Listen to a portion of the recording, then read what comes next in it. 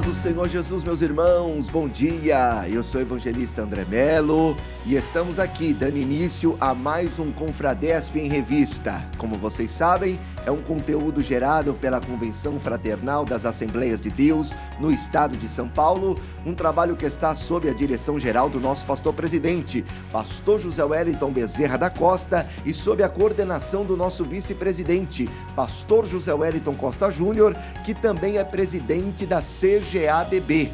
Aproveito o momento para cumprimentar toda a diretoria da nossa convenção e também saudar a diretoria da nossa igreja, Assembleia de Deus, Ministério do Belém. E a você que está nos assistindo pelo canal da Confradesp no YouTube ou está sintonizado na rádio ADFM 88.7, é uma grande alegria ter a sua audiência. E a certeza que eu tenho no meu coração é que nesta manhã de terça-feira nós vamos viver algo sobrenatural. Temos um convidado muito especial.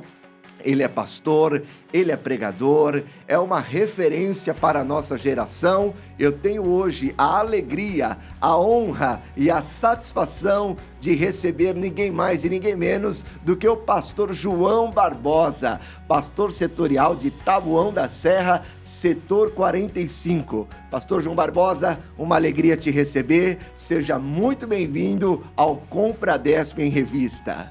Obrigado. Quero saudar com a paz do Senhor a todos. Que Deus abençoe a cada um que está em casa. Para mim, uma verdadeira honra esse programa que tem abençoado a vida de tantas pessoas e a toda a nossa liderança, os nossos pastores. Que Deus abençoe pela oportunidade. Pastor João Barbosa, eu já quero começar pedindo perdão ao pastor e a todos os irmãos que estão nos assistindo pelo canal da Confradesp no YouTube, estão sintonizados na rádio ADFM 88.7, porque é impossível você estar de frente com o pastor João Barbosa e não ficar nervoso. Então, se a voz aqui embargar, se de repente o raciocínio falhar, o pastor já vai me desculpando aí, porque o pastor é uma referência, né, para a nossa juventude. Eu, particularmente falando, acompanho o ministério do pastor e tê-lo aqui na minha frente é um sonho, é uma grande realização e, como eu disse no início, obrigado por ter aceito o nosso convite. Eu penso que aí quem vai ficar nervoso sou eu. Não, é muito menos do que isso. Eu acho que todos nós somos servos. Eu tenho um lema comigo que eu acho que todos os pastores que participam do Confradesp em Revista precisam ter. Todos nós somos servos.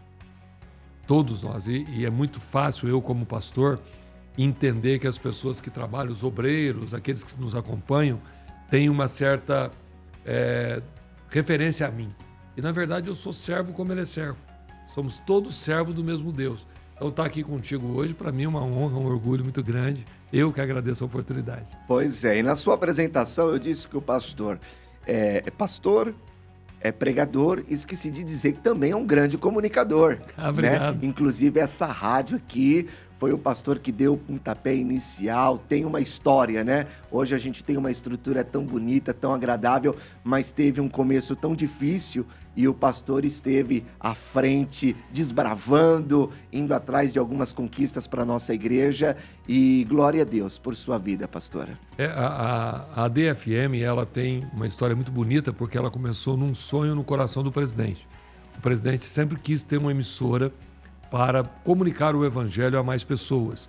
E lá atrás, o pastor Lélis Washington Marinho, antes do pastor Lélis, pastor João Branco, isso é que o senhor é muito jovem, pastor João Branco, quando iniciou a primeira AM, a famosa AM, uma estrutura muito bem montada para poder comunicar o evangelho.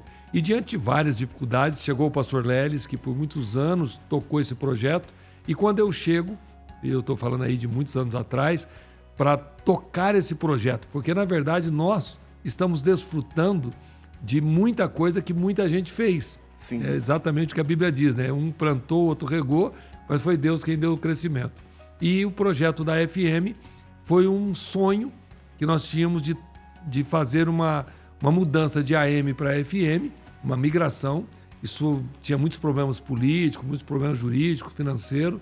E aí, sim, quando chegar a FM, eu tive o prazer, junto com o Márcio Melo, que é um grande jornalista, que hoje é o responsável por tudo isso, nós tivemos a possibilidade de, com a orientação do pastor José Wellington, do pastor Wellington Júnior, iniciar esse projeto que tem abençoado tanta gente durante tantos anos. Pois é, um projeto que tem crescido, tem florescido e Deus tem prosperado. Passou por aqui muita gente boa. Eu fico imaginando quanta gente deu a vida, literalmente, para comunicar o Evangelho através de várias formas e maneiras. Lembrando que o pastor José Wellington Bezerra da Costa é um homem acima do seu tempo. Quando ele sonhava com essa comunicação, não existia internet. Dá para crer nisso? Olha aí, ó. Ninguém nem pensava em internet. E me lembro de um menino que passou aqui na Confradesp em Revista, o pastor hoje, pastor evangelista também, o Tiago Bertolino. Tiago congregou comigo quando era adolescente, 14, 15 anos. Eu fui pastor no Itaim Paulista e ele trabalhava ali. E eu olhei para aquele menino muito dedicado, muito empenhado, que deu a vida também à comunicação. E o Tiago Bertolino fez muito pela comunicação da Assembleia de Deus. Nas mídias sociais, ele é um precursor. Nas suas fotos, foi se aperfeiçoando, tornou-se jornalista. Resumo, a história do Belém é muito bonita, porque o pastor José Wellington sempre deu oportunidades àqueles que querem trabalhar, e eu sou um desses que tive a oportunidade de trabalhar ao lado do presidente nesse projeto de comunicação. Então, pastor, está explicado o motivo do sucesso do nosso amigo pastor Tiago Bertolino. Aprendeu com o senhor. Não, ele teve muitos professores e eu tive o prazer de ser um também que tive junto com ele. Pois é. Pastor, eu separei aqui algumas perguntas e eu já quero iniciar perguntando ao senhor: quem é João Barbosa antes do púlpito? Um pai, um esposo. Eu acho que a minha maior virtude é poder ter casado e ser feliz no casamento. Eu acho que tem muito ministério fracassado porque o sonho, o afã de ser um grande pastor deixou de ser um grande esposo, um grande pai. E o pastor José Wellington, para mim, é um exemplo de pai, é um exemplo de esposo. Eu aprendi muito com ele, ele é meu mentor. E, literalmente, todo homem de Deus, se não entender que a família vem primeiro do que o ministério, ele vai ter problemas sérios. Eu aprendi ainda quando muito jovem, muito criança, que um obreiro mal casado, que não vive bem no casamento, é um obreiro aleijado. Então, desde solteiro, eu disse, eu preciso casar e ser feliz no casamento. Então, antes do púlpito, eu sou pai, eu sou esposo. Eu acho que isso é o que me sustenta, é isso que me dá condições de estar aqui, sendo hoje presidente do Conselho de Comunicação da CGDB no Brasil, sendo presidente do Conselho de Comunicação da Confradesp, sendo pastor setorial, pregando nesse país todo, literalmente porque eu tenho uma casa, uma família, que é a minha base, é o meu alicerce. Eu costumo dizer, vez ou outra, que muitos lugares do mundo é lindo, mas não existe nada melhor do que voltar para casa. Agora, pastor, eu conheço o senhor, ou pelo menos passei a conhecê-lo no auge. O senhor pregando em grandes eventos, né? Gideões, o Madeb Brasília, né? Pastor João Barbosa, pastor setorial. Mas o senhor tem uma história. E eu gostaria que o pastor compartilhasse conosco como que foi o início da sua chamada.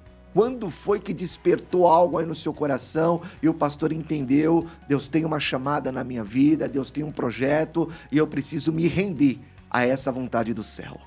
Eu tenho duas fases. E é muito interessante porque cada um tem a sua história. Eu comecei a buscar Deus muito adolescente, com 12 anos, 13 anos. Minha mãe se envolveu no espiritismo, na Umbanda, e ela me levou junto. Então eu participei de cerimônias em cemitério, em encruzilhada. A minha mãe ficava incorporada e aquelas entidades que dominavam a sua mente falavam numa outra voz e me pedia o que eles chamavam de oferenda. Garrafa de pinga, vela, o que tinha que ser feito, eu anotava num papelzinho e quando a minha mãe saía daquele transe, daquela possessão, eu passava para ela o que era fazer e ia se comprar para fazer os despachos. Então você imagine que um menino católico, envolvido com o espiritismo, a minha cabeça ficou muito perdida. E eu comecei então a buscar essa compreensão do que é Deus, de como é. E aos 15 anos, 16 anos, eu comecei a ter pensamentos suicidas. Eu pensei que era melhor morrer do que viver. Por causa do problema familiar, que minha mãe perdeu o casamento, depois padrasto, perdemos uma estrutura econômica que tinha, e na decepção da vida, eu entendi que era melhor morrer do que viver. Tinha muita certeza que era melhor morrer. E eu comecei a buscar formas de terminar com a minha vida na adolescência.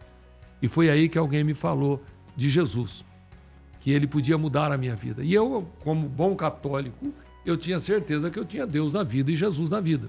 E ele um dia me disse, se você for naquela igreja, era uma igreja que tinha dentro de uma favela, eu morava perto de uma comunidade, e lá embaixo na comunidade tinha uma igrejinha de madeira, e ele me convidou para ir lá. Mas eu sempre conheci igreja, essas catedrais gigantes que tem no centro, como a Praça La Sé e outros. Eu não acreditava que num lugarzinho daquele podia ser uma igreja. E então aquele garoto falou para mim, vamos lá, desviado da Assembleia de Deus esse menino. Falou, vamos lá que você vai ver o que é Deus. E quando eu entrei naquela igrejinha, eu realmente não entendi como é que dentro de uma favela, num barraco de piso vermelhão, aquilo podia ser uma igreja. Mas quando eu entrei lá, eu fui impactado. Algo transformou a minha vida no primeiro culto. Não entendi nada, aquele povo gritando, aquele barulho todo. Eu saí dali sem entender, mas com uma certeza, tem algo diferente nesse lugar. Frequentei ali por uma semana e no 7º dia eu decidi por Jesus. Passei para frente chorando, muito cabeludo, meu cabelo era muito grande. Na época se usava cabelão grande, tipo rock and roll, a vida muito jogada, quase 17 anos, faltava 3 ou 4 meses para me completar 17 anos. E aí eu dobro os joelhos, eu estou contando essa longa história, porque quando eu caio de joelhos, o dirigente da congregação, o irmão Miguel, desceu do púlpito, pôs a mão na minha cabeça, chorando, e pela primeira vez eu ouvi uma profecia que não sabia que era profecia. Eu ouvi ele falando, eu te escolhi desde o ventre da sua mãe, vou te levantar, vou te colocar entre os meus príncipes e te levarei para os 4 cantos da terra. Eu chorando muito, mas eu tinha 1 minuto de crente. Eu tinha acabado de aceitar Jesus. Eu não conhecia os Salmos, eu não conhecia nem o Velho nem o Novo Testamento. Mas o plano de Deus é algo tão eterno que ali, naquele momento, chorando, quando ele fez a oração, a confissão de fé, que eu me levantei ali trêmulo, sem entender o que estava acontecendo, aquele irmão que me levou lá, ele disse, você viu que Deus falou com você?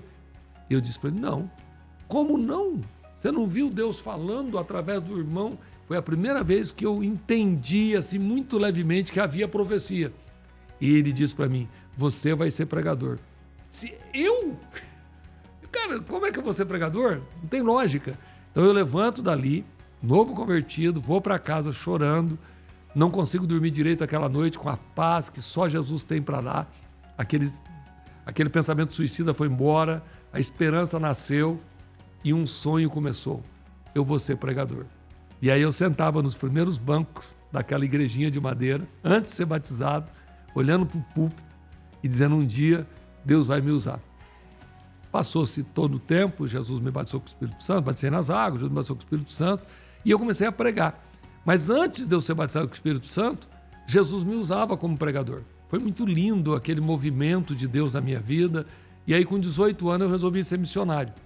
Só que por conta própria. Estou falando de alguns anos atrás, aquele afã de fazer a obra de Deus. Eu pedi baixa na minha empresa, fiz a rescisão, peguei o dinheiro da rescisão e fui para o campo missionário por conta própria. Olha que loucura, não vai fazer isso em casa.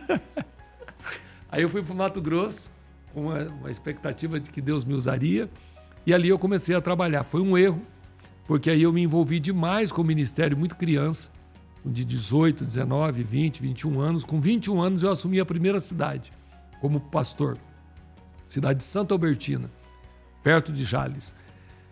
Quando eu assumi aquela congregação, garoto, solteiro, eu me assustei, porque tinha atrás de mim alguns presbíteros e eu um garotão magrinho, dirigindo aquela igreja. Falta de obreiros, porque a Assembleia de Deus sofreu muito. E pela bondade de Deus, Deus deu a visão aos nossos pastores de dar oportunidade a leigos que tinham chamada. Eu não era teólogo, estudava teologia, mas não era teólogo. E ali eu comecei a trabalhar para Jesus. Só que o peso do ministério me assustou. E aí então eu desisti. Eu disse, eu prefiro morrer do que ser pastor, que era muito difícil. Então essa foi a primeira experiência. E a segunda foi quando nasceu o meu filho Eric, com síndrome de Down, e quando eu peguei ele nos braços no hospital, eu me assustei. Meu terceiro filho tinha 28 anos, e aí eu tomei uma decisão: eu preciso servir a Deus, senão eu vou morrer. Minha esposa me dizia assim: meu filho, se você não for de barco, você vai de peixe. Você tem que entender que você tem um chamado. Porque na época eu era empresário e eu queria construir uma estrutura econômica e não ser pastor. Porque hoje não, mas na década de 80, 90, ser pastor era renunciar tudo que podia ser bom para sofrer pelo evangelho. E eu não queria aquilo para minha família, eu não queria aquilo para mim, mesmo tendo um chamado. Mas quando eu peguei o meu garoto na mão, olhei para aquela criança e disse: eu vou morrer. E aí eu disse: Senhor, não me mate, não toque nos meus filhos. Eu tomei uma decisão de dedicar a minha vida realmente ao ministério. E aí eu posso dizer que com 28 anos eu entendi que o meu chamado, que a minha vida era ser ministro do evangelho, servir a Deus como ministro. Eu tive várias vezes convite para ser diácono, para ser presbítero. Eu nunca aceitei ser consagrado, nunca aceitei sentar num púlpito. Só depois que o Eric nasceu que eu tomei a decisão de deixar Deus fazer o que tinha que fazer. E foi a melhor decisão que eu tomei na minha vida. Porque obedecer o chamado de Deus, estar no centro da vontade de Deus, é o melhor lugar que um ser humano pode estar. E eu posso dizer com segurança: quem tem chamado, se não obedecer, vai sofrer e vai fazer quem está perto sofrer. Pastor, eu que trabalho aqui no Belém, eu posso testemunhar o carinho dos nossos presidentes pelo pastor, o respeito da nossa diretoria pelo pastor, e todos que estão aqui envolvidos no Belém têm uma certa admiração pelo seu ministério. E a gente percebe isso, quem acompanha o pastor, não somente aqui em casa, no Belém, mas em outros ministérios também, outras igrejas. As pessoas, quando falam do pastor, falam de uma forma expressando muito respeito, muito carinho, muita admiração. E parece aos nossos olhos que a sua caminhada foi fácil, foi tão tranquila, foi tudo acontecendo assim, como que num passe de mágica. E foi assim, pastor? O senhor teve desafios, teve problemas, ou o caminho mesmo, a trajetória foi de facilidades? Ai, glória a Deus. Eu posso dizer com certeza, e eu quero até que você guarde isso, que você é muito jovem. Sim. Eu costumo usar uma expressão: travesseiro de pedra. Quem não teve travesseiro de pedra nunca vai entender realmente o chamado. Quando Jacó sai e deixa para trás a família, deixa a herança, que ele está sozinho no deserto. Sim.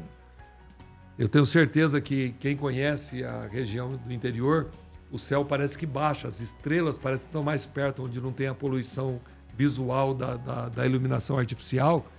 E eu fico imaginando Jacó naquele deserto, naquela noite, olhando para cima e vendo só estrela, lembrando da história do avô, porque ele é neto de Abraão, e certamente o seu pai contou quando Abraão olhou para as estrelas e Deus mandou contar as estrelas, né, sair da tenda. Sim. Ele olhando para aquilo, lembrando de toda a sua história, e ele não tinha nada, nem dinheiro, nem família, com medo, no deserto, e o seu travesseiro foi uma pedra. Foi esse travesseiro de pedra que ele ungiu e fez um pequeno, um voto grande talvez, mas ali quando ele pega aquele travesseiro de pedra e joga azeite em cima e faz um voto e sai, nunca ninguém falou isso, mas eu tenho certeza que foi o travesseiro de pedra que fez ele lembrar de onde ele veio. Porque quem já passou por isso, e eu quero usar isso como figura, de verdade, ser pastor em qualquer nível social, você tem que passar por aí.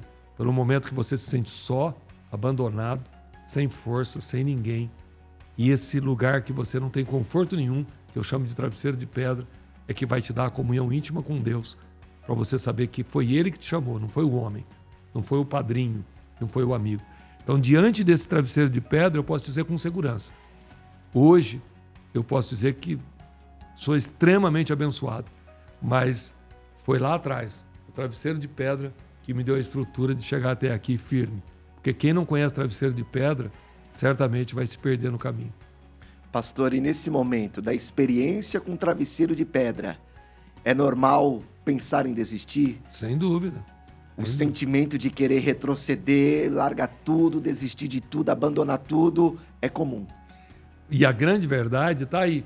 Quando você tem essa experiência da solidão, do abandono, de estar só e o travesseiro ser de pedra, literalmente sem nenhum conforto, é onde você vai entender se foi Deus que te chamou ou uma vontade emotiva. Por quê? Muita gente atualmente acha que tem chamada porque fez teologia. Acha que tem chamada porque gosta. E chamado não é gostar. Tem muita gente apaixonado pelo ministério, mas Deus não chamou ele. Tem muita gente que é profundo teólogo, mas não foi chamado. Como assim, pastor? Estudar é diferente de chamado. O chamado é algo que nasce antes de você nascer. Forte isso, né? Sim. Chamado é algo que nasce antes de você nascer. Jeremias capítulo 1 e toda a história bíblica, o projeto de Deus não começa quando eu me formo. O projeto de Deus começa antes de eu nascer. Porque no capítulo de número 1, versículo 5, vai dizer claramente: antes que te formasse no ventre, eu te conheci, eu te chamei. E eu te santifiquei e as nações te dei por profeta. Então, quando Davi está cuidando de ovelha e é um moleque, Deus está falando com o profeta num lugar que ele nem imagina. Eu já escolhi um homem segundo o meu coração. Então o projeto não é um menino formado ou um homem formado, mas é Deus que fez. Nunca, por nenhum momento, segundo eu conheço biblicamente, Davi sonhou em ser pastor, ser rei. Em nenhum momento Jeremias quis ser profeta. Chamado é muito mais do que desejo. E talvez este seja o grande erro de colocar o meu filho para me substituir, de colocar o meu genro para me substituir, de forçar a barra para que alguém seja porque ele tem capacidade. Porque tem muita gente capaz que, sem chamado, vai sofrer ele, vai sofrer a família e ele não vai se realizar. Agora, quem tem chamado, ele muitas vezes não entende, não quer, e o que mais estranho nisso tudo é que a maioria que tem chamado, não todos, mas a maioria não quer. Mas Deus o impõe. E é o que Paulo diz, foi-me imposta essa obrigação. Então, para mim, no meu entender, o chamado é muito mais do que vontade. Para um jovem obreiro, pastor, que ele está passando por essa experiência, que eu imagino que não é fácil, a experiência do travesseiro de pedra, qual conselho o senhor daria para ele? Convicção da chamada. Porque se você tiver uma experiência pessoal com Deus, e quem tiver aí puder escrever, escreve aí, experiência pessoal com Deus. Quando eu conto a experiência de alguém, que Billy Graham, que João Barbosa, que José Wellington, tudo isso é muito lindo, mas eu tenho que ter a minha própria experiência com Deus. É a minha própria experiência com Deus que vai me sustentar quando a coisa ficar pesada. Quando eu tenho uma experiência pessoal, na intimidade, seja sonho, seja visão, não importa qual, mas eu tenho convicção, ele me chamou. Isso me sustenta. Mas quando eu tenho a convicção, o meu pastor falou que eu tenho um chamado. Eu ouvi uma profecia que diz que Deus vai me usar. Porque o profeta pode ser usado por Deus, mas como pode ser usado pela carne? A profecia também pode ser do diabo. Então, todo obreiro que sustenta o seu ministério no dom da profecia, que alguém profetizou, ele tem chance de se frustrar. Mas quando ele tem a sua própria experiência com Deus, eu estava orando, eu estava dormindo, eu estava caminhando, ele teve uma experiência, ele com Deus, aí, meu amigo, sai da frente que ninguém segura esse chamado. O senhor teve essa experiência? Claro. Como foi? Essa experiência, como eu te disse, quando eu aceitei Jesus, que ali Deus falou comigo através do dom da profecia, e eu comecei a orar para entender se Deus me chamou. Quando eu comecei a orar, eu comecei a consagrar a minha vida para entender por que Deus me queria. E aí, quando eu entendo, através de experiências espirituais como visão, eu estava dobrando os joelhos numa tarde, era mais ou menos 3, 4 horas da tarde, sol quente, e eu me separei no quarto, uma casa bem pequenininha, e comecei a orar. E sabe qual era a minha oração? Senhor, eu não sirvo para ser crente. Por quê? Eu estava com essa oração e com essa decepção. Porque Jesus batizou o meu irmão com o Espírito Santo e meu irmão me criticou, me zoou, não aceitava a minha fé. Ele se converte no domingo. No domingo seguinte, ele desce as águas batismais, uma semana depois. No outro domingo, Jesus batizou ele com o Espírito Santo. E eu estava 1 ano jejuando para Jesus me batizar com o Espírito Santo. Com 14 dias ele foi batizado. E o senhor 1 ano... De sofrimento, de luta para ganhar minha família para Jesus. Aí vem o meu irmão e aceita Jesus. E Jesus batiza ele com o Espírito Santo. Eu me senti, não é possível. Deus não me quer. Ele não, quem já não viveu isso? Eu não tenho chamado, não é para mim. Eu vou desistir. Nesse momento eu estava de joelho falando isso com Deus. Quando eu fui arrebatado dos meus sentidos, tive uma visão. De joelho eu estava e de joelho eu fiquei em pé do meu lado. Sabe, com uma percepção como se fosse um filme. Eu me vi ali em pé, isso eu chamo de visão. E Deus me levou para o fundo da minha casa, como se fosse... Quando eu cheguei no fundo de casa, não era mais a minha casa, mas era um vale muito grande. Fazia como uma montanha assim. E havia uma plantação verde, linda, linda, linda. Eu fiquei olhando aquele campo verdejante e do lado tinha uma árvore muito grande. E eu olhei e naquela árvore tinha frutos de todo tamanho, mas não era uma árvore que tinha só um tipo de fruta. Tinha várias frutas diferentes na mesma árvore. Então você imagine que a visão é algo meio... É real, não é real, é quase um sonho, é algo muito diferente de uma experiência natural. Eu olho, não entendo o que está acontecendo com aquela árvore, e aí eu olho, nos céus tem uma nuvem branca formada, e essa nuvem começa a chover sobre mim e começa a crescer os meus cabelos, fica bem grande. E aí eu olhando, encantado com os frutos, com o campo, e de repente a nuvem branca se torna como uma tempestade, e começa a cair uma tempestade sobre mim, com raios, trovão, tudo isso em questão de minutos, segundos, eu não sei quanto tempo durou. E aí eu pego uma capa e me cubro daquela tempestade e me dou de joelhos de novo. Sumiu a visão e eu estou de joelho de novo. Comecei a chorar, não era batizado com o Espírito Santo, e comecei a perguntar a Deus, o que é isso? Me explica o que o Senhor me mostrou. Eu preciso entender que mistério é esse. E aí veio no meu coração o seguinte: Deus vai me mostrar o campo, eu vou estar no campo, e eu pensei no campo que é a seara do Senhor, os frutos serão grandes, eu terei poder, porque eu lembrei de Sansão, do cabelo grande, mas quando vir a tempestade, eu vou me esconder. E aí eu chorando ali, falando com Deus, é isso, procurei o dirigente da congregação, que é o grande segredo você acreditar nos líderes que Deus te coloca. Porque se você é jovem, aprenda a respeitar quem Deus colocou para te liderar. Isso faz toda a diferença. Respeitar quem Deus colocou para nos pastorear. E eu procurei o irmão Eloy e contei para ele a experiência. E eu falei, irmão Eloy, qual é a interpretação? E ele contou exatamente o que tinha vindo do meu coração. Ele falou, João, se você continuar insistindo, Jesus vai te batizar com o Espírito Santo. Ele tem um lindo ministério para você. Só que se você insistir, você vai receber e depois, quando vir a primeira luta, você vai jogar fora. Aguarde o tempo de Deus. Na hora certa, Jesus vai te dar, mas você precisa ter maturidade. Pare de insistir com aquilo que Deus quer fazer no tempo dele. Eu chorei ali junto com o irmão Eloy, ele orou por mim e eu comecei a esperar. Então essa é uma experiência de novo convertido que me deu a entender que Deus me levaria para o campo, era eu e ele comigo, e eu poderia aqui contar mais umas 3, 4, mas... Como eu digo, em todas as tempestades ministeriais, calúnia, mentira, levante, falta de dinheiro, incompreensão, a minha experiência com Deus me sustenta. Porque quando a minha experiência é com um amigo ou com o dom de profecia, começa aquela pergunta, mas será que foi Deus mesmo que falou? Aquele irmão falou, mas não está se cumprindo. Mas quando Deus fala, ele sustenta aquilo que ele falou.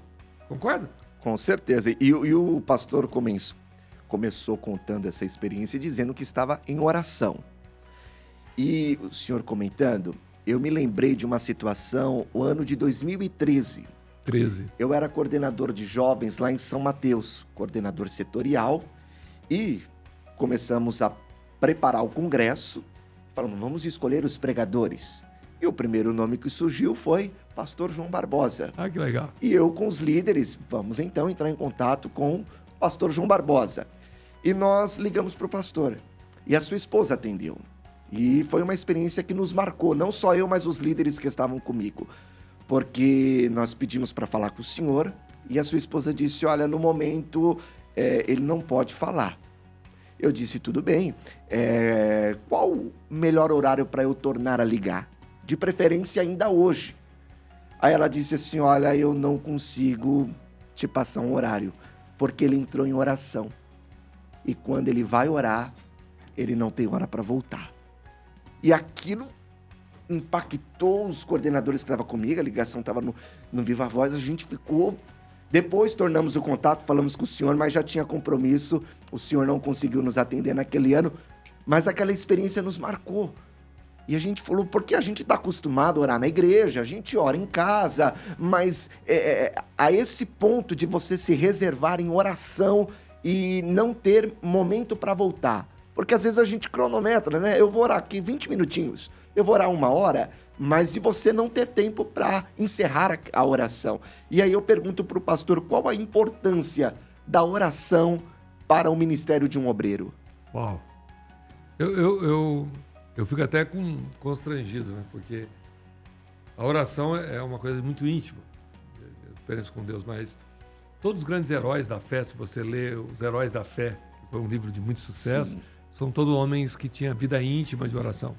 Um grande exemplo que eu gosto muito de citar é Billy Graham, quando jovem, que vai visitar a casa, o museu de um dos grandes heróis da fé, e aí a caravana está saindo e não acha. Aí o pessoal volta porque ele ficou dentro da casa. E ele está dobrado o joelho num local de oração deste, eu não lembro de quem é o pastor que ele estava ali visitando. Salvo engano, era John Wesley. Parece que é John Wesley. Havia um tapete com 2 marcas de joelho, como se fosse furo, onde John Wesley ficava de joelho, esse homem ficava de joelho, e ele botou os 2 joelhos dele ali, orando e dizendo, Senhor, me dá essa unção, eu preciso desse poder. E nós vemos quem é Billy Graham, e se for John Wesley, como o senhor está lembrando, foi John Wesley. Então, todo grande homem de Deus, o pastor José Wellington Bezerra da Costa, que é meu exemplo, eu vi a Marta Costa, nossa deputada, inclusive quero mandar essa oração para a Marta e para todos da família do pastor José Wellington. Ela disse que quando teve a pandemia, o pastor José Wellington foi acometido com a Covid e entre a vida e a morte, ficou internado muito tempo. Ela disse que naquela luta dentro daquele hospital pela vida, um dos enfermeiros comentou sobre o homem dos joelhos marcados, que ele tinha calos nos joelhos, o pastor José Wellington, e os enfermeiros ficaram assustados. Meu Deus, que forte. Forte isso, né? Muito. E quando ela estava contando isso no templo aqui, eu fiquei encantado de ver, e aí talvez daí a gente começa a descobrir o segredo de alguns homens, joelhos no chão. E se eu levantar possivelmente hoje para ver os joelhos do presidente José Wellington, ainda tem marcas de calo de joelhos de oração, de estar na oração. Mas a maioria da nossa juventude hoje já não consegue mais ter marcas nos joelhos, que é ficar 1, 2, 3 horas de joelhos diariamente.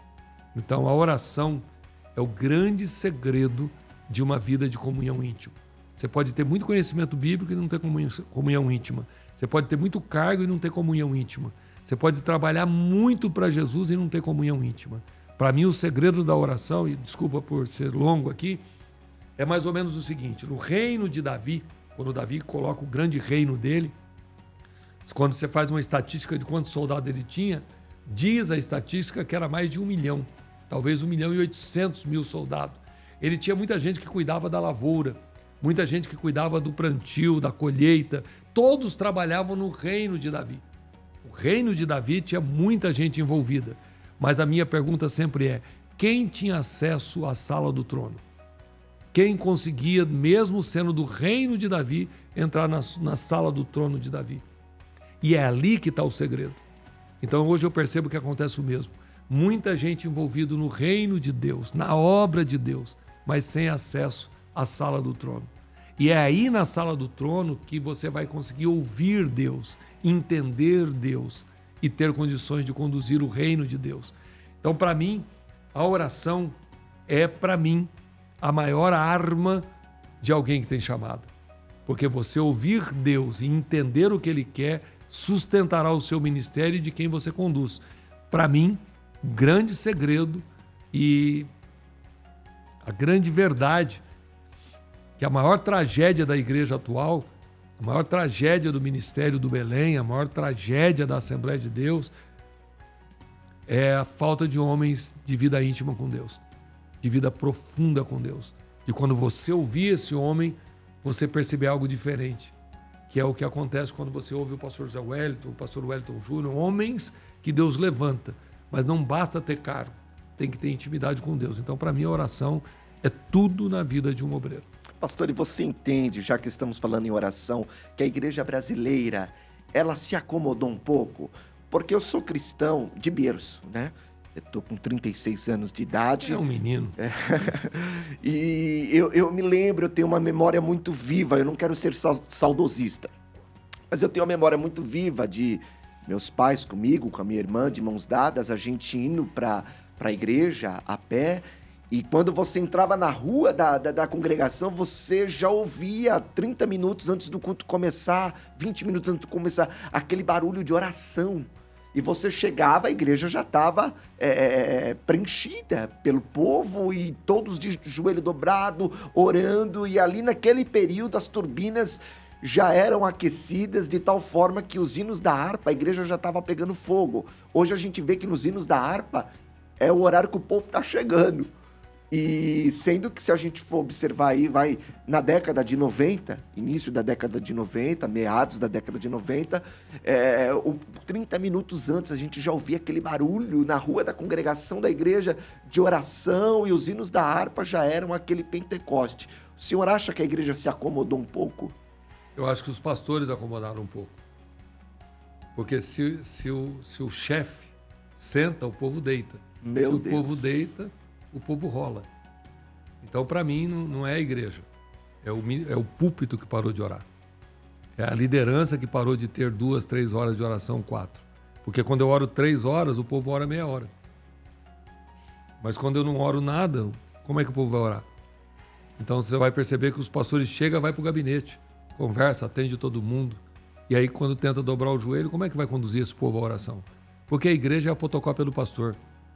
Se você tiver um homem que realmente mantém uma vida de oração, não é oração de meia hora, de 1 hora, não é devocional de ter que fazer a obrigação, mas que tem piedade, que realmente ama estar de joelhos, estar separado com Deus, você vai perceber que a igreja vai estar em oração, seja qual ela for.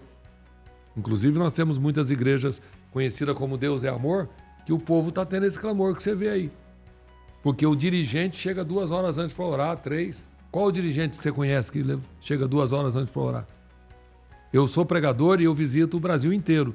E aqui em São Paulo eu costumo chegar 6 horas, 7 horas como pregador. A maioria das vezes que eu chego, a igreja está fechada. Porque, primeiro, os pregadores só chegam depois do que começa o culto. Sim. E os pastores, quando chegam, atendem o povo, bate papo, conversa, vai para o gabinete. Inclusive, em muitos lugares que eu chego, o pessoal me leva para tomar um café, para bater um papo e tal, para conversar, que daqui a pouco daqui a pouco vai começar o culto. Então, de novo, o que você via o povo clamando é porque tinha essas marcas no joelho do pastor Zé Wellington. É porque tinha um povo que orava porque o líder orava muito mais. De verdade, a igreja é a fotocópia do pastor. Pastor, eu não... O senhor concorda ou não? Não. Faz sentido ou não? Não, faz sentido, e muito. Mas eu não quero aqui trazer nenhuma polêmica para o nosso bate-papo. Mas o pastor falou algo muito forte. A igreja é a fotocópia do pastor. Uhum. Então o obreiro, que às vezes ele está reclamando pelos corredores da igreja. O senhor deve ouvir isso muito mais do que eu. E o povo lá é ruim. Olha, a igreja lá é muito difícil. Olha, o trabalho lá, é complicado. Então, se a igreja está naquela situação, é porque a fotocópia dele? E é possível, lembrando o seguinte, aos nossos obreiros que sofrem com igrejas locais, existem 4 tipos de terreno. Existe a terra boa, que você joga a semente, ela nasce, dá 1 por 30, 1 por 60%. Existe a beira do caminho, que você planta e o passarinho vem e come. Então tem igreja que você prega e ninguém se decide. Existem igrejas que são pedregais, que você planta com muita dificuldade, quebra a ferramenta, é difícil arar a terra, é difícil jogar a semente. Quando nasce, não cria raízes, o sol vem e queima. E tem o terreno também que é espinhos, que nasce rápido, mas o espinho sufoca. Então, lógico, tem igrejas diferentes de igrejas, não são todas iguais. Mas, mesmo no terreno mais difícil, que é a beira do caminho, que mal nasce, existe uma presença e uma alegria de quem está dirigindo, porque ele tem a comunhão íntima com Deus. Mas quando você vê uma igreja muito problemática e que o dirigente reclama demais, literalmente está faltando aí, na minha percepção, que eu não sou dono da verdade, uma vida mais íntima com Deus do dirigente, ao ponto que você troca dirigentes e põe um homem piedoso lá, aquele local começa a mudar. Porque mesmo o terreno sendo difícil, porque existe terrenos diferentes, você vai perceber que em qualquer terreno é possível ter paz e alegria. Concorda? Concordo plenamente. Pastor João Barbosa, agora uma curiosidade que eu tenho, e acredito que muitos irmãos que estão nos acompanhando agora também têm. O pastor tem uma oratória e uma dicção muito boa e um pensamento muito rápido. Tanto é, para os irmãos que estão nos assistindo, a gente sempre tem um bate-papo antes com os irmãos, os pastores que serão entrevistados, e ali a gente dá um spoiler, né, do que vamos perguntar, até para ele já se preparar e a gente ter aquele bate-papo bem agradável. E hoje, né, quando o senhor sentou, eu disse se o senhor queria que eu lesse as perguntas, o senhor falou não, pergunta que eu já respondo. E o senhor tem um pensamento muito rápido. Obrigado. O senhor lê muito ou o senhor entende que isso foi um dom que Deus te deu? É algo espiritual, algo divino? Os dois. Os dois. Existe o dom, sem dúvida nenhuma, que alguém que toca muito bem, ele já tem o dom natural de tocar, de cantar muito bem. Mas você aperfeiçoou o dom. Então tem gente que prega muito bem, mas não estuda, não lê. Poderia ser bem melhor. Então, eu acredito que é os dois. Eu sempre li demais. Eu tenho meus filhos que estudaram muito, né? E eu não tive a felicidade de ter uma boa formação na minha infância, na minha adolescência. Inclusive, o meu primeiro dirigente, o irmão Eloy, ele dizia que eu não devia estudar. Ele me tirou do ensino médio, porque Jesus ia voltar e eu ia ficar na escola. E como o estudo era de noite e você trabalhava de dia, então a liderança, uma boa liderança naquela época, acreditava que você tinha que fazer a obra e não estudar.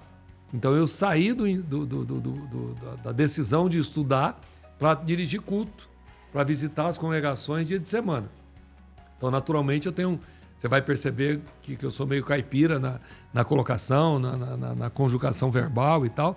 Não tenho a mesma capacidade que homens como você, que teve uma possibilidade acadêmica melhor do que a minha. Mas as minhas filhas, os meus filhos, sempre se assustam com o conhecimento que eu tenho como autodidata. Por quê?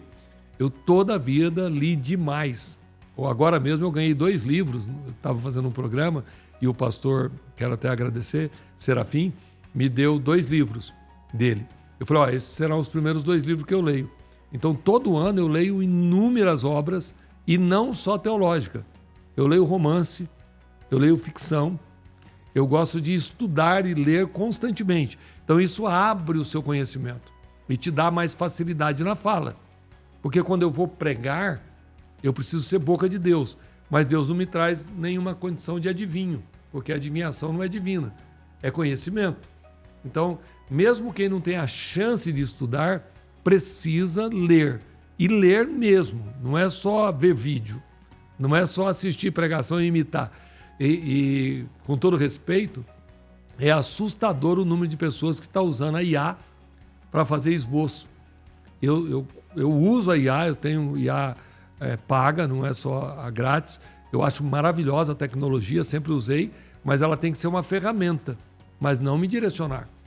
Então, quando eu tenho uma inspiração, eu pesquiso no Google, eu pesquiso na IA, eu pego meus compêndios. Por quê? Toda e qualquer capacitação que eu tenha, ela tem que ter esforço físico, mental e espiritual. Se não tem, você fica muito vazio.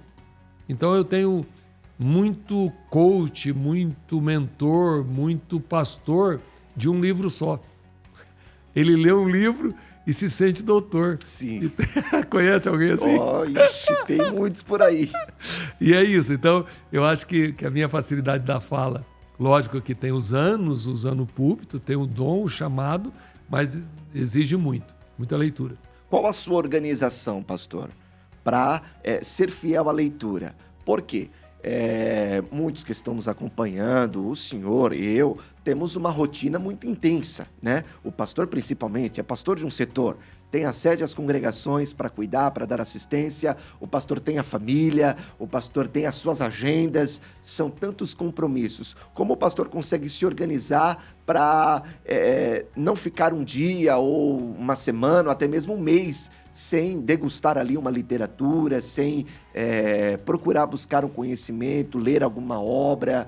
Porque às vezes a pessoa está na correria do dia a dia, aí passa hoje, passa amanhã, passou uma semana, passou 15 dias, passou um mês e a pessoa não conseguiu ler nenhum livro, às vezes nem a Bíblia.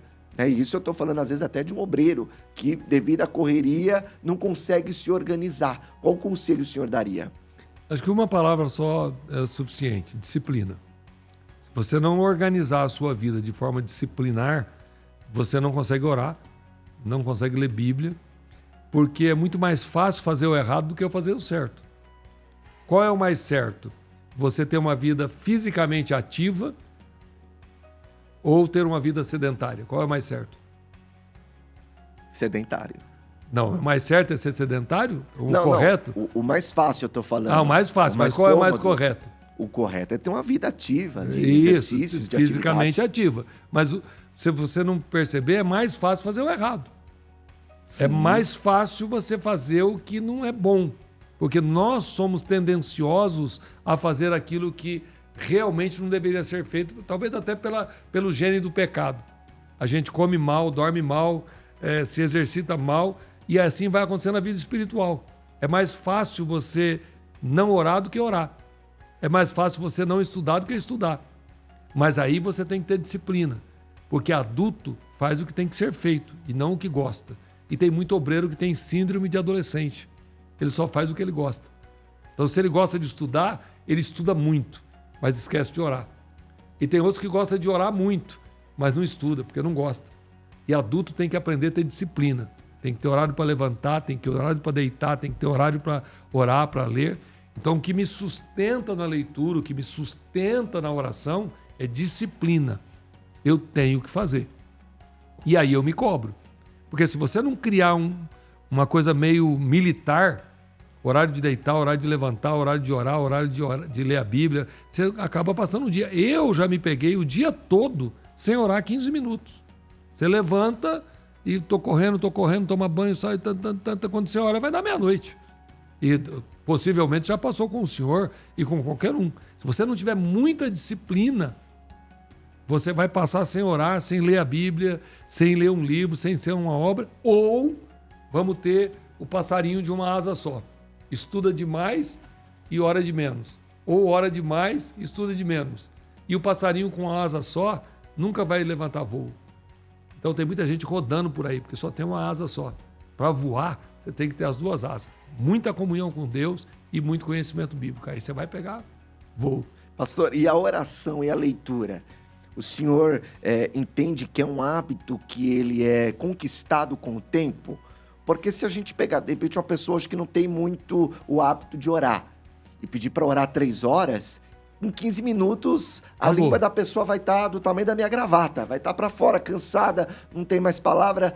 O senhor entende que é algo degrau por degrau, é com o tempo, hoje eu oro 5 minutos, amanhã eu já vou orar 10, ou não? A oração é algo que não tem como a gente classificar dessa forma. Eu penso que a maioria das coisas espirituais, de novo, é disciplina. Então eu tenho que ter primeiro uma meta. Eu vou chegar a orar 1 hora por dia.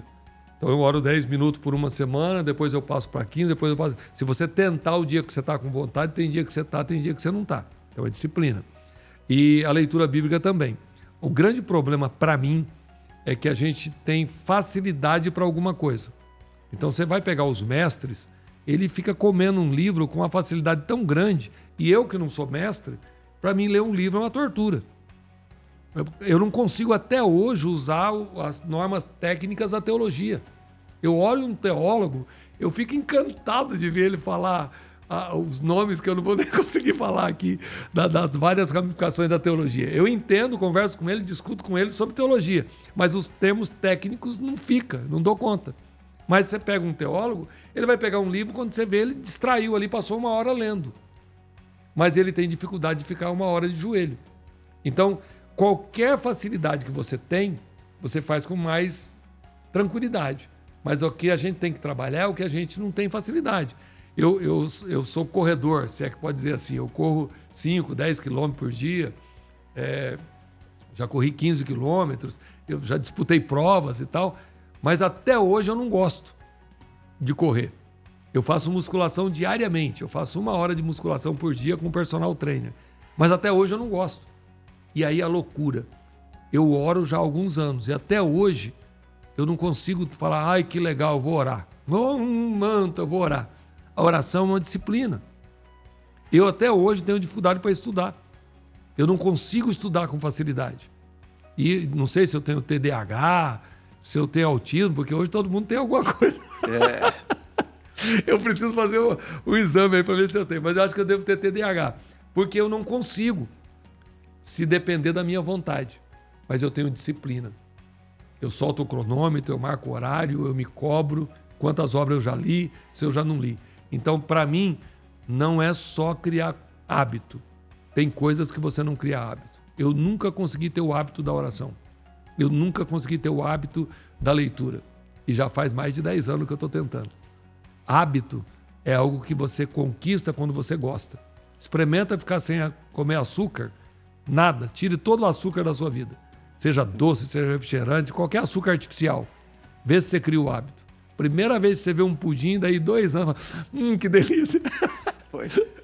Concorda? Então, pastor, também sente às vezes vontade de ficar um pouquinho mais na cama? Não, sinto vontade todo dia, não é às vezes não. Porque quem te observa às vezes fala, nossa, a pessoa tem o hábito. Não. Mas não tem o hábito, é a disciplina. Eu acho que tem pessoas que têm o hábito, mas a maioria das coisas a gente faz por força de vontade. Há muita coisa que se conquista hábito, mas não é tão simples ter hábito de algumas coisas espirituais, porque o diabo vai trabalhar muito para você não orar. O diabo vai trabalhar muito para te tirar a força da comunhão. Então, se você não cuidar e não ter disciplina, fazer só... Porque, de verdade, eu quero até perguntar para quem estiver aí ouvindo e participando do Confradesp em Revista, manda para nós aqui, você tem o hábito de orar e mantém essa vida de 2 horas de oração por dia tranquilo? Ou só 1 hora ou 15 minutos? Porque eu estou tentando ter o hábito já faz muito tempo, mas se eu descuidar, minha oração vai diminuindo, é impressionante. Pastor, e com relação à leitura, o senhor tem uma meta assim anual? De ler a Bíblia, ler livro? Não. É tudo espontâneo? Espontâneo. Eu tenho metas com a leitura bíblica. Por exemplo, o ano passado, no final do ano, eu fiz uma meta de ler a Bíblia toda em 90 dias, de Gênesis a Apocalipse. 3 meses? 3 meses, é. Meu Deus. Porque eu tenho o desejo desse ano de ler 4 vezes a Bíblia toda. Então eu fiz, mas eu não consegui bater a meta. Eu cheguei até as Epístolas Paulinas, faltou alguns livros, mas eu li todo o Velho Testamento, li todo os Evangelhos, Atos dos Apóstolos e fui embora. E de repente cansei, literalmente cansei. Mas por quê? Porque eu penso que a Bíblia ela tem que ser uma constância na minha vida de forma disciplinar, não para estudo, a leitura devocional. Quando eu leio a Bíblia é para chorar com ela sem estudar. Porque um grande erro dos teólogos é parar de perceber a Bíblia como fonte de inspiração divina, fonte de iluminação divina e começar cada versículo querer quem escreveu, onde escreveu, como escreveu. E essa busca de conhecimento tira a liberdade do espírito, na minha percepção, de leitura devocional, aquela leitura por si, de você chorar lendo, de você perceber que Deus falou com você, de você tomar o livro como sagrado. Ao ponto que eu digo, me assusta quando eu vejo os pastores dizendo, como Paulo dizia, como Pedro dizia, como se não fosse Deus dizendo através de. E isso me preocupa, porque Paulo dizia, mas esse texto é sagrado? Esse texto é inspirado? Se ele é inspirado, eu tenho que tomar muito cuidado, senão eu vou humanizar aquilo que é espiritual. Que atrás dessas falas de Paulo, das narrativas históricas, das narrativas contextuais do tempo que ele está falando, tem a sagracidade, aquilo que é sagrado no texto. Porque se nós falamos só por falar que são 40 autores, 40 escritores e só um autor, então se o autor é Deus, independente de estar narrando algo que aconteceu em Corinto, é Deus falando. Concorda ou não? Com certeza. Então eu penso comigo que este é o grande segredo. Você lutar para manter isso. Pastor, outra curiosidade. Como que nasce as suas mensagens? Eu já vi o pastor tirar uns versículos de Provérbios que eu falo, aqui não tem nada. E o pastor trazer uma pregação ali de 50 minutos, de 1 hora. E como que nasce? É no momento que o senhor está orando? É no momento que o senhor está lendo a Bíblia? É no momento que o senhor está dirigindo o carro? É de uma forma assim esporádica, espontânea, imprevisível? Como que é o nascimento dessas mensagens que Deus tem te dado? Bom, vamos falar da minha experiência e parabéns pela sua comunicação. É muito legal você fazer perguntas tão bem feitas, tão bem formuladas. No meu caso, tem várias formas, mas a principal delas é ler a Bíblia de forma devocional, sem intenção de pregar. Então eu estou lendo, como eu li toda a Bíblia, não fiz em 90 dias, acho que vai dar 120, ler toda a Bíblia. Então eu estou lendo, mas eu não paro para estudar, eu continuo lendo. Leio a Bíblia. E aí, vou ler a Bíblia, Provérbios, estou lendo. De repente, um versículo explode na sua mente. Ele cria um desejo. Você olha aquele texto e fica, meu Deus, Jesus. E aí eu tenho para mim, se o autor é Deus e Salomão só é um canal, quem foi que inspirou Salomão? Deus. E ele está comigo agora. Então, o que ele quis escrever, ele sabe melhor do que Salomão e de qualquer outro teólogo. Então, em vez de eu ir consultar um compêndio teológico para tentar entender o que está escrito, eu vou orar. Senhor, isso me encheu. O que o senhor quer dizer aqui? O que me mostra? E aí o coração abre. E aí, a partir daí, eu começo a estudar. Então, isso me traz... as minhas mensagens, às vezes, são muito simples, porque eu acho que Jesus sempre pregou de forma simples. E eu condeno os teólogos que querem dar aula de teologia no culto de ensino, ou no culto de doutrina, ou no culto da família. Ele pensa que ele está dentro de uma sala de aula. E pregar é mais do que dar aula. Olha que loucura. Sim. Pregar é mais do que dar aula. Pregar é tentar ser boca de Deus naquele momento. Porque quando eu estou ensinando a lição da escola dominical, eu estou preso ao texto. E ótimo, tem que ter. Mas por isso tem pregação e estudo. Quando você vai se soltar para trazer o coração de Deus para aquelas pessoas que estão ouvindo. Então, o que me traz condições de pregar e a minha maneira de formular sermões é sempre buscando uma iluminação de Deus. Algum texto que me fale comigo primeiro, que eu entenda aquilo como uma mensagem de Deus ou uma curiosidade. Porque se todo o texto é sagrado, por que esse versículo está aqui? O que Deus quer dizer com isso? Então eu paro de tentar pensar o que Davi quis escrever ou o que Josué quis escrever. Eu preciso entender o que Deus quis escrever. E muda tudo, percebe? Sim, e aí vem a inspiração. Aí vem a iluminação, que aí vem o estudo. Porque toda vez que um pregador parar para pensar o que Paulo falou, é diferente de pensar o que Deus falou através de Paulo. Toda vez que eu parar para estudar o que Lucas escreveu e pensar que ele escreveu para tal povo, para tal pessoa, você percebe que eu trago ele numa plataforma humana? Lucas, o historiador, Lucas falando para tal povo. Mas quando eu paro para pensar o que Deus quis falar através da pena de Lucas, o que Deus quis falar através da pena de Mateus, então isso me traz uma iluminação. E aí sim eu faço a busca histórica, a busca teológica, para mim não me perder também no afã do pentecostalismo e da emoção. Pois é. Pastor, o senhor é pastor setorial, setor 45, Taboão da Serra, um lindo setor que tem uma sede que o pastor até fez ali uma reforma recentemente, um setor abençoado por Deus. Mas o pastor também é pregador. Viaja aí pelo Brasil, para fora do Brasil. Se o senhor tivesse que escolher hoje entre pastorear e pregar, qual seria a sua escolha? Pastorear. Eu sou pastor. Eu prego pela vocação que Deus me deu e a exigência de Deus que eu leve essa mensagem. Mas quando Deus me chamou ao ministério pastoral, eu renunciei uma agenda a nível Brasil. Eu cheguei a ter 300 convites por mês. Eu teve uma época que era muito difícil eu ter menos de 10, 15 convites por dia. Todos os dias o meu telefone tocava de vários lugares do Brasil, de vários lugares do mundo.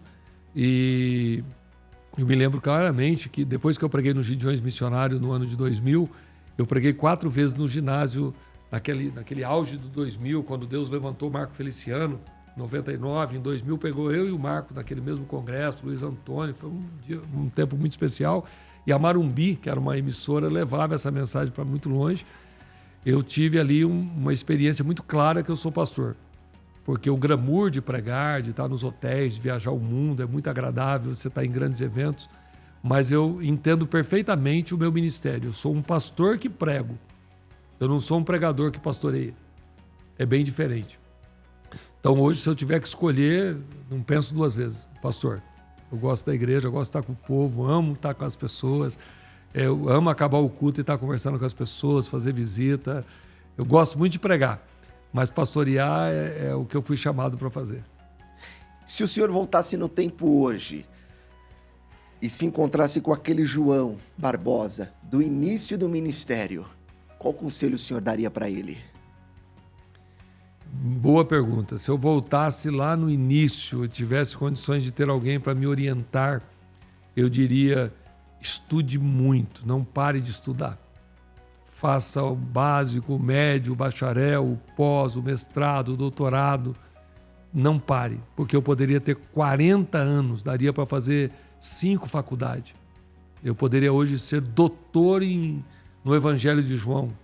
Eu poderia ser doutor no Pentateuco. Eu poderia ter doutorado em qualquer área se eu não tivesse parado de estudar.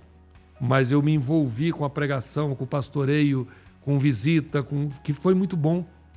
Mas eu penso que todo pastor, ele precisa muito de ter uma vida de oração íntima, e isso eu tenho. Eu consigo manter essa vida de oração, de jejum, mas eu falhei muito no que se diz respeito à profundidade da Bíblia, do conhecimento, do estudo, da academia. Até porque os meus pais na fé me influenciaram muito e me ensinaram do perigo da teologia, do perigo de estudar. Então, se eu tiver que aconselhar um jovem pastor, não pare de estudar. A Bíblia é um oceano. Quanto mais você busca, mais você encontra. Então, eu creio que nos falta muito ensinar os nossos jovens obreiros a não ter só diploma, a ter conhecimento. Infelizmente, nós estamos tendo uma leva de líderes que são teólogos de diploma, que são teólogos bacharéis com diploma na parede, mas na verdade não conhecem profundamente nem a Deus, nem as Escrituras, nem ao povo de Deus. Então, estudar é muito mais do que ter um diploma. Tem muita gente que é bacharel em direito, mas não é advogado. Tem muita gente que é engenheiro civil, mas não dá para dar um prédio para ele construir. Então, eu acho que se eu pudesse dar um conselho a mim mesmo, voltando lá atrás, cara, não pare de estudar nenhum ano. Continue. Acabou um, faz outro. Acabou um, faz outro. E vai embora, até Jesus voltar. Pastor, eu queria que o senhor também compartilhasse com a gente alguma experiência que o senhor teve aí nesses anos de ministério, pregando pelo Brasil afora, uma mensagem ou algo que tenha acontecido em uma das suas ministrações que te impactou, algo que o senhor vai levar consigo para sempre, que aquilo marcou a sua história. Dura coisa me pediste. Porque a gente, como pastor, como pregador, tem muitas experiências profundas e todas elas marcam. Mas tem 2 experiências, eu vou te contar rapidamente. Uma delas, eu cheguei na cidade de Jales, no interior de São Paulo, onde meu cunhado é pastor Cláudio de Oliveira, e foi a primeira igreja que eu dirigi, foi Santa Albertina. E eu dirigi 3 meses, 4 meses, talvez 6. Mas eu era um garoto de 21 anos, talvez 22, 21 anos, bem menino, magrinho e tal, dirigindo, cooperador. Eu não era diácono da igreja. E eu me apaixonei por aquela igreja e dirigi, e foi naquela igreja que eu desisti de ser pastor. Quando eu entreguei a congregação, eu tomei uma decisão: nunca vou ser pastor, nem que Deus me mate. Eu prefiro morrer do que ser pastor, pelas decepções que o ministério causa. E aí, 20 anos depois que eu saí daquela igreja, 25 anos depois, um longo tempo, pelo menos 20 anos, eu estou na frente da igreja de Jales, e Santa Albertina é uma cidade próxima de Jales. Uma irmã me saudou e perguntou, tudo bem, tudo bem? O senhor lembra de mim? Eu olhei, falei, não me lembro. Como não lembra? Eu não lembro. O senhor foi meu pastor. Eu falei, eu? Aonde? Em Santa Albertina. Sério? Que legal. E fiquei meio constrangido. Aí ela chamou uma outra irmã, aí ela veio, me abraçou firme, 2 velhinhas, e ela disse, eu e a irmã, falou o nome da irmã, que eu não me lembro agora, se nós oramos pelo senhor todo dia, há mais de 20 anos. O senhor, como pastor, mudou a nossa vida. Cara, eu era um garoto. E ouvir essas 2 velhinhas me impactou demais. Eu acho que uma das grandes experiências que eu tenho na vida ministerial é essa. E a segunda foi quando eu mandei uma caravana de Fernandópolis, que eu fui pastor-presidente em Fernandópolis, e eu mandei uma caravana de van para a Argentina, onde eu tinha sido missionário. E eu era pastor em Oberá, e 160 quilômetros depois eu assumi a presidência de uma igreja. Então eu era presidente de uma igreja que eu morava a 160 quilômetros dela. E como ela estava num valado, e eu vinha da montanha descendo, e eu descia até aquele local, uma cidade pequenininha, chamado El Soberbio. Até um abraço se alguém estiver assistindo. E essa caravana foi e eles voltaram, muito alegres de ter vindo do campo missionário, e eu não fui na caravana. Eles foram até Oberá, até El Soberbio, naquela visita missionária, e aí houve 2 experiências que me marcou meu ministério. Aquela caravana, andando e visitando os irmãos, uma irmã parou, irmãos, eles, pois não, então vocês são brasileiros? São. Vocês que vieram aqui, lá da igreja do pastor João Barbosa, a Argentina falando. Sim. Aí ela usou a expressão assim, tá vendo essa descida? Quando o pastor João descia com o carro e ele entrava aqui, era a mesma coisa do Jesus Cristo entrar aqui. Aquilo me emocionou demais. Meu Deus. E aí teve uma segunda velhinha que eles foram na casa e ela usou a mesma expressão. Se o pastor João Barbosa aqui, falando em espanhol, né?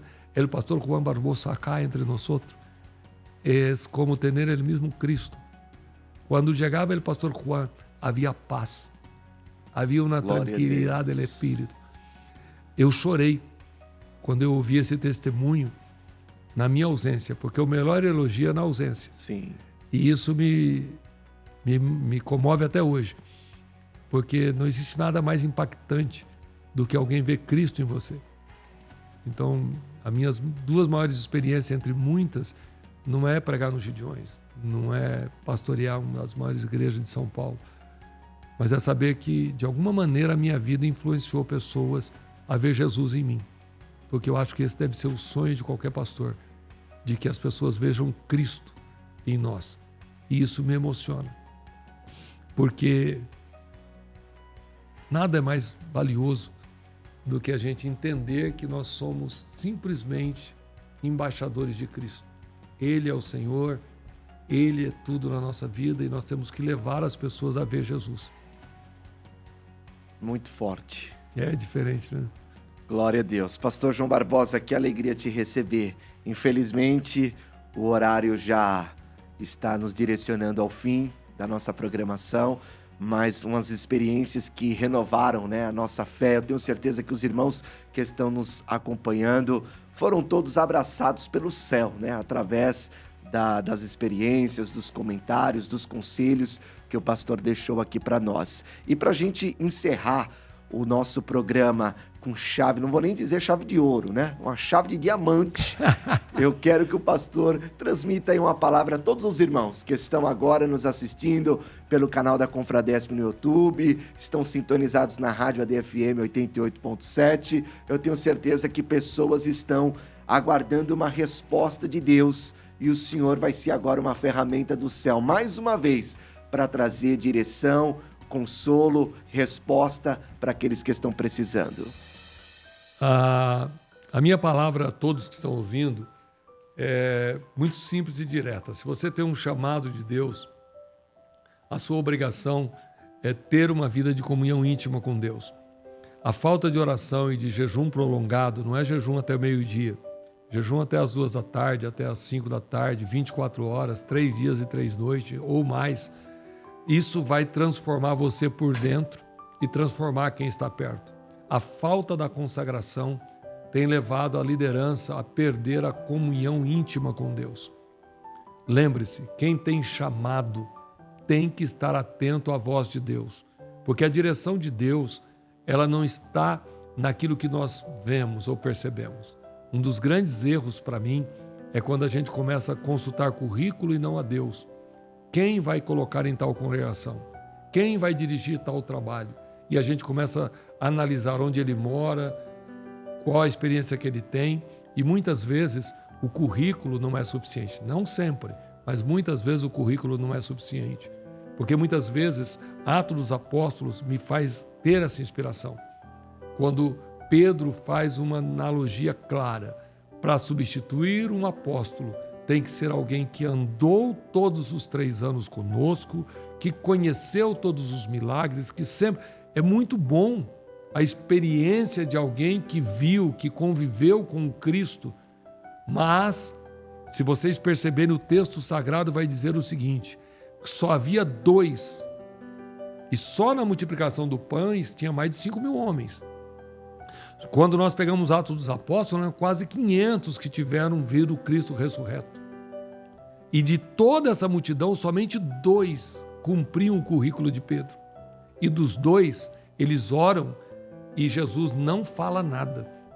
E então eles lançam sorte e escolhem Matias. E cuidado, porque você pode estar lançando sorte porque o currículo diz que é um dos 2. Mas vocês param de consultar, porque a oração de Pedro não é Jesus, é esses 2 ou tem alguém diferente? E na verdade, tinha alguém perseguindo, matando, totalmente contra o próprio Cristo, mas ele era o homem.